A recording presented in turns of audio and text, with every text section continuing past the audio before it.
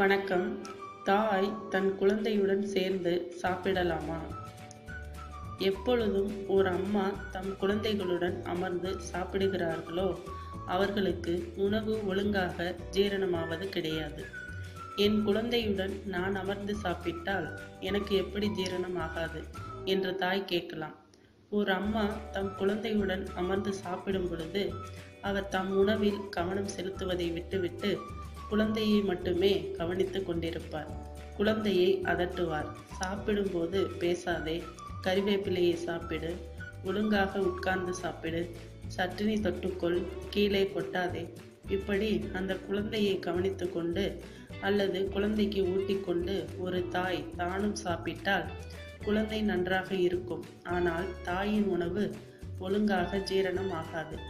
எனவே தாய்மார்கள் முதலில் உங்கள் குழந்தைக்கும் உங்கள் வீட்டில் உள்ள மற்ற உறுப்பினர்களுக்கும் பரிமாறி அவர்கள் திருப்தியாக சாப்பிடுகிறார்களா என்று கவனித்துவிட்டு சந்தோஷமாக நீங்கள் தனியாக உட்கார்ந்து சாப்பிடுங்கள். எனவே ஒரு தாய் தம் குழந்தைகளுடன் உட்கார்ந்து சாப்பிடக்கூடாது. மேலும் மற்றவர்களுக்கு பரிமாறிக்கொண்டே சாப்பிடக்கூடாது. அப்படி சாப்பிடும் பொழுது கவனம் தம் உணவை விட்டு விலகி மற்றவர்கள் ஒழுங்காக சாப்பிடுகிறார்களா என்பதிலேயே இருப்பதால் நம் உணவு ஒழுங்காக ஜீரணம் ஆவதில்லை. கை குழந்தையை வைத்து கொண்டிருக்கும் தாய்மார்கள் அந்த குழந்தையை மடியில் வைத்து கொண்டு கொஞ்சிக் கொண்டே இவர்களும் சாப்பிடுவார்கள்.